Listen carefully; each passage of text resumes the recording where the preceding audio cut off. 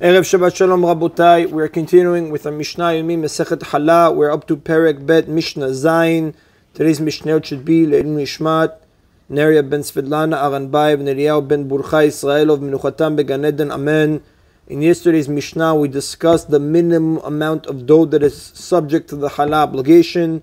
Today's Mishnah is going to discuss how much of the dough is separated as Challah. The Mishnah says Shi'ur Challah Echad Me'isrim Ba'arba'ah. The minimum amount that a private person must give as challah is 1/24 of the dough. The reason being because the portion one gives as challah must be a significant amount, and less than 1/24 of a small dough is not significant. And the Mefarshim explain the Torah in Sefer Bamidbar chapter 15 pasuk 21 says that one must give challah. It says titenu, which Chazal learn out shiebo kidei nitina, that one has to give an amount that is considered a respectable gift. The Mishnah continues, whether one makes a small amount of dough for himself or a large amount of dough for his son's wedding feast, he must separate 1/24 as challah. Now the Mefarshim explains, since a private person generally makes a small dough, the rabbis established the amount of 1/24 for all privately made dough. Therefore, even if a private person prepares a large amount of dough, he must still separate 1/24. And the Mefarshim explain, this is all provided the dough is made from the minimum amount of flour subject to the challah obligation of 1 1/4 kav, or somewhat more. And the Rav explains that the Chachamim, the rabbis, wanted to establish one uniform amount for all dough made by private people. They chose 1/24, since 1/24 of a dough made from 1 1/4 kavs of flour is considered a respectable gift. Now the Mishnah discusses the amount that is given as challah by one who is selling bread. Until now we were speaking about a private person making dough. Now we're going to discuss how much is the amount that is given as challah by one who is selling bread. Nachtom shu oseh limkor bashuk, a baker who makes a dough to sell in the market. V'chen ha'isha shi oseh limkor bashuk, and likewise a woman who makes a dough to sell in the market. Echad me'arba'im u'shmona, they separate 1/48 of the dough as challah. And the Mefarshim explain, a baker usually makes a large amount of dough. Therefore, even 1/48 of such a dough is a significant gift.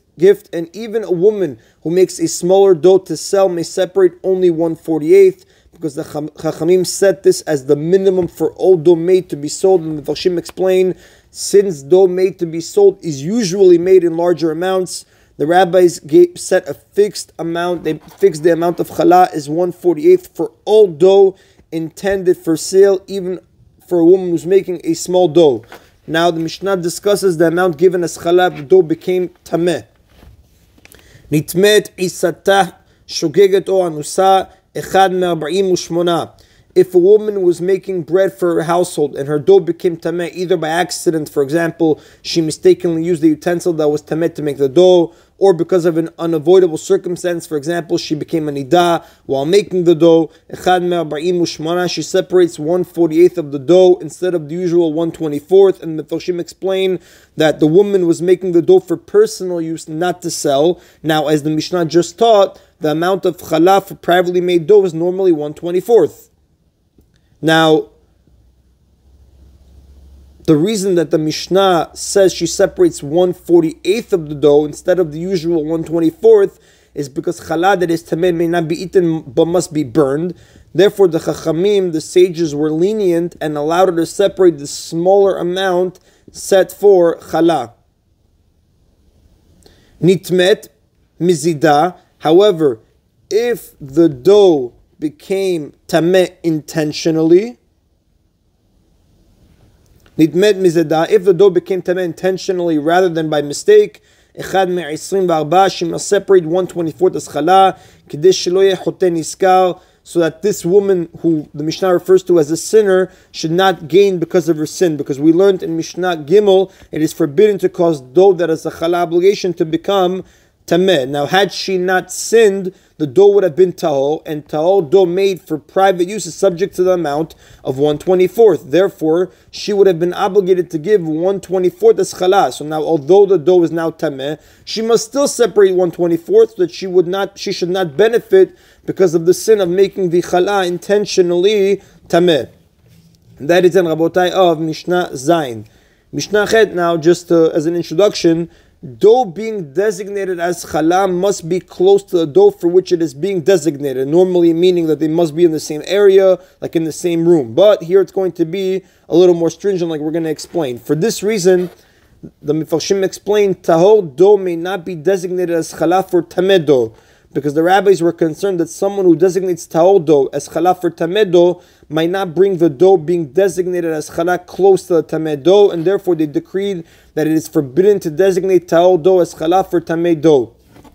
Rabbi Eliezer says, nitelet min tahor ala tameh, challah may be taken from tahor dough for tameh dough. According to Rabbi Eliezer, we are not concerned that people will be afraid that the challah will become tameh and not bring the dough. We are not concerned that people will be afraid that the challah will become tameh and therefore not bring the dough being designated as challah close to the tameh dough, because Rabbi Eliezer holds that people are generally not afraid that the dough being designated as challah will touch the tameh dough. Therefore, they will put the dough being designated as challah near the dough as required.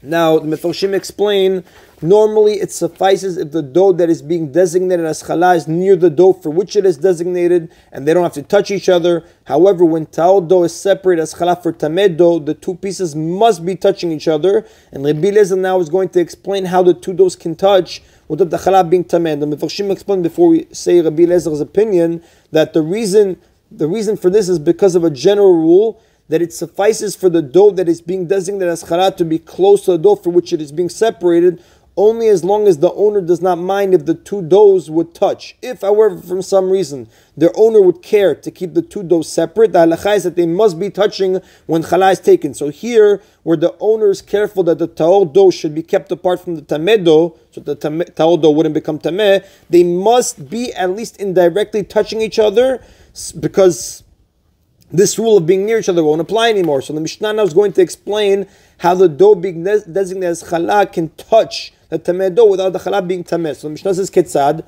how in fact is this challah separated without it becoming tameh? Because like we learned in Mishnah Gimel, it is forbidden to cause challah to become tameh. If the challah dough directly touches the other dough, it will become tameh. So how is it possible to separate the challah properly and avoid the isur, the prohibition of making it tameh? So the Mishnah says, Isat Torah v'isat tme'ah. If someone has a tahor dough and a tameh dough, and he wants to designate a portion of the tahor dough as challah for both doughs, he does as following. Noten kedei challah. He takes a portion of dough that is large enough to be challah for both doughs. Me'isa shelo u'ma chalatah. From the tahor dough, if it has not yet had challah separated from it. Meaning, the Mefarshim explain, dough that is exempt from challah cannot itself serve as challah. So therefore, if challah had already been separated from the tahor dough, it would not be possible to take a portion of it and use it as challah for the tameh dough. So what would you do? You would take a portion of dough large enough to be challah for both doughs from the tahor dough, only if it had not yet had challah separated from it.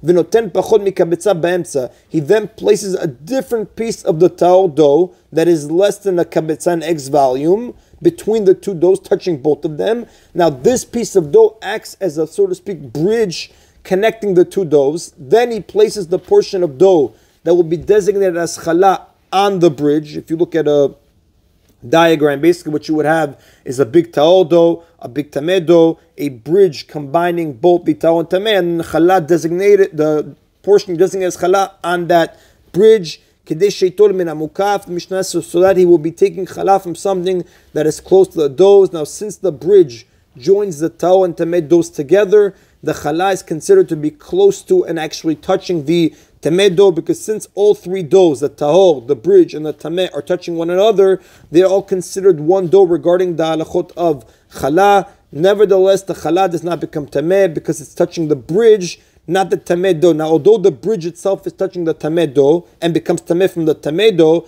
it does not transmit tumah to the challah. The reason being, because that's why the Mishnah specifically said the bridge is less than a kabetzah, the size of an egg.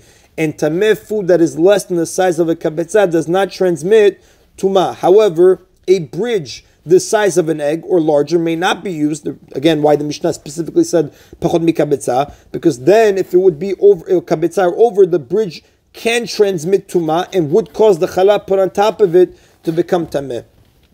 Now the Mishnah concludes by saying v'chachamim usrin, the sages forbid separating ta'odo as challah for tamedo even with the bridge, because the sages hold people might be afraid that the ta'odo will touch the tamedo directly and become tameh, and they would therefore designate challah without setting up this bridge.